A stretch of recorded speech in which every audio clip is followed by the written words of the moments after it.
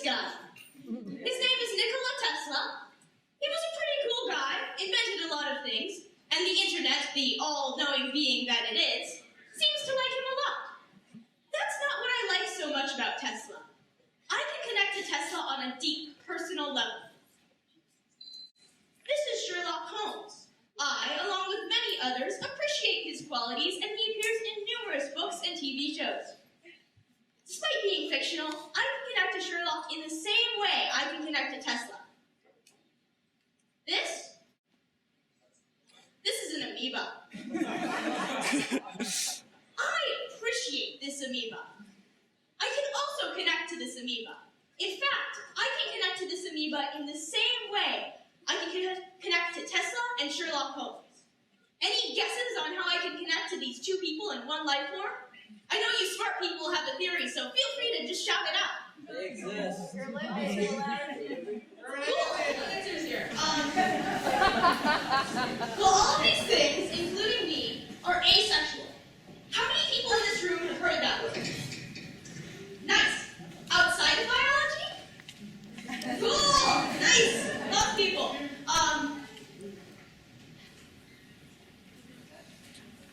An asexual is a person not experience sexual attraction or hotness as a basic definition. This is kind of hard to explain. Think about the amount of sexual attraction that you feel to a lamp or a table. It's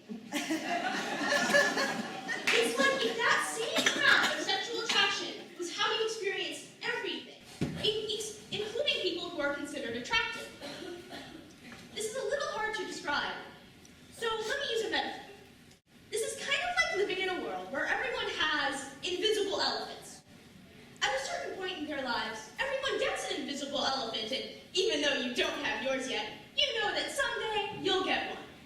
But then, everyone in your grade starts getting their invisible elephant. All they can talk about are invisible elephants. But you still don't have yours. So eventually you ask someone, hey, what does an invisible elephant look like?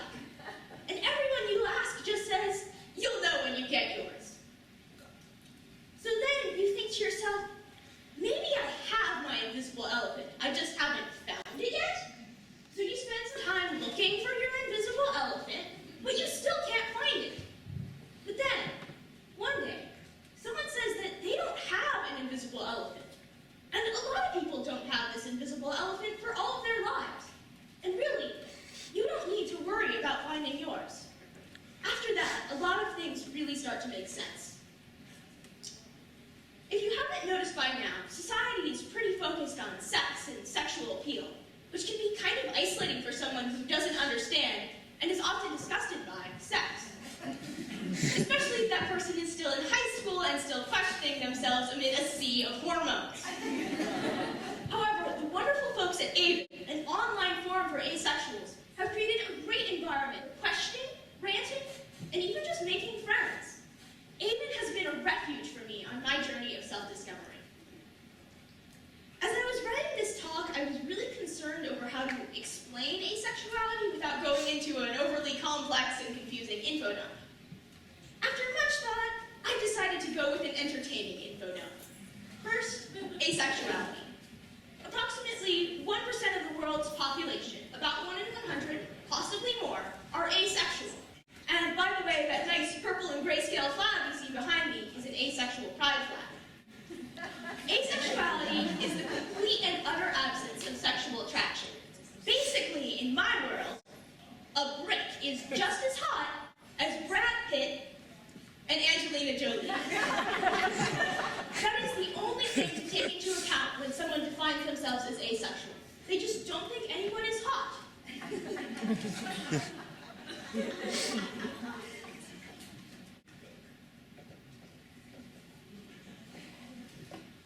Sorry, guys. Yeah.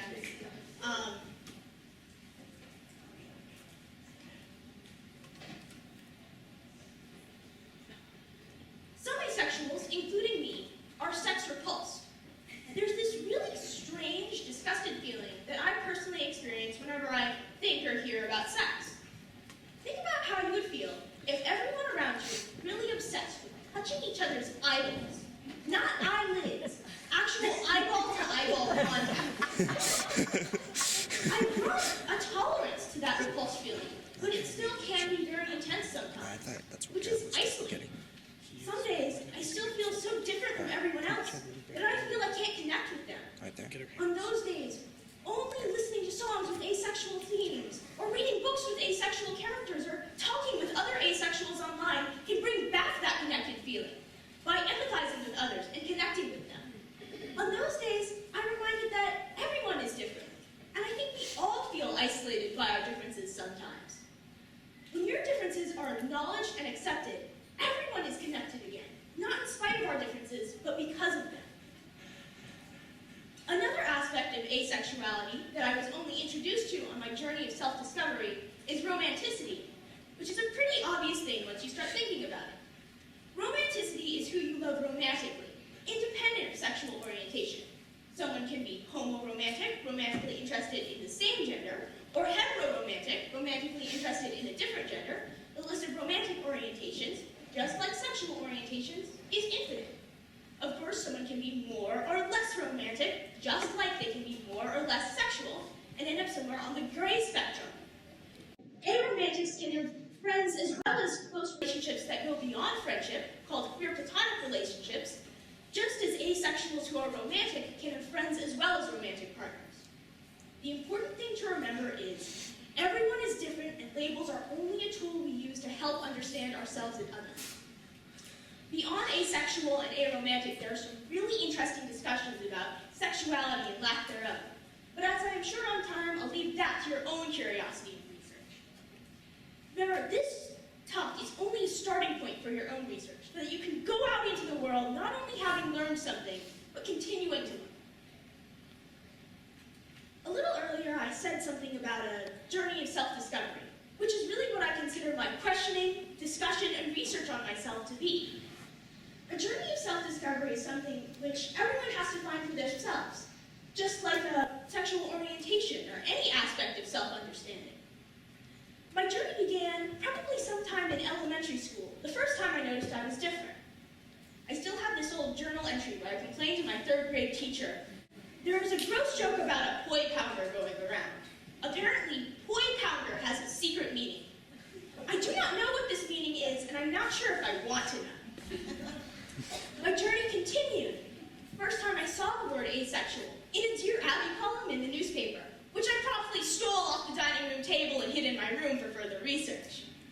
I began to research the word, finding Aiden for the first time and just reading other people's posts, trying to make sense of my identity. I came out to my parents, and then my friends, and then to a close, tight-knit class. I began to wear my black pride ring. And then I auditioned for a TEDx talk.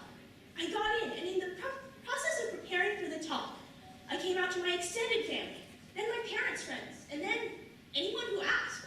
And now, here I am today, coming out to the world. Woo.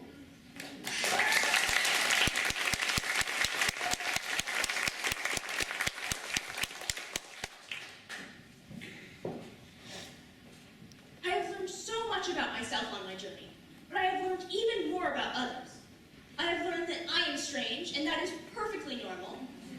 I have learned that other people actually know what the word hot means, and no, it isn't just some big conspiracy.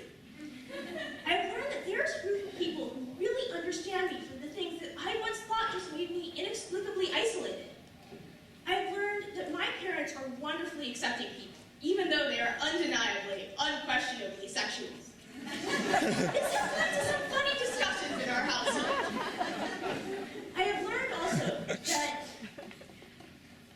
for me personally, sex ed is a really horrible experience. As a side note, fresh baked chocolate chip cookies are a pretty good cure for bad experiences.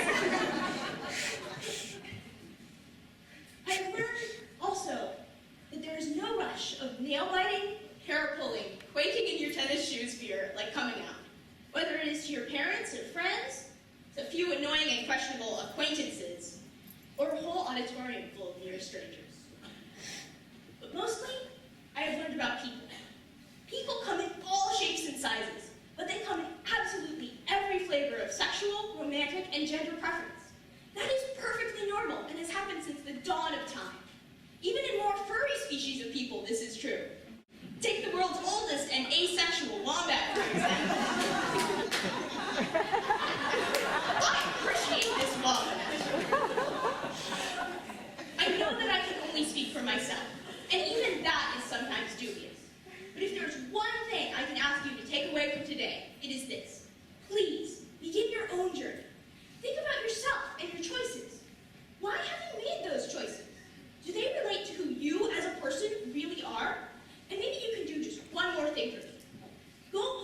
research one word you don't know, because that's what started me out on my journey.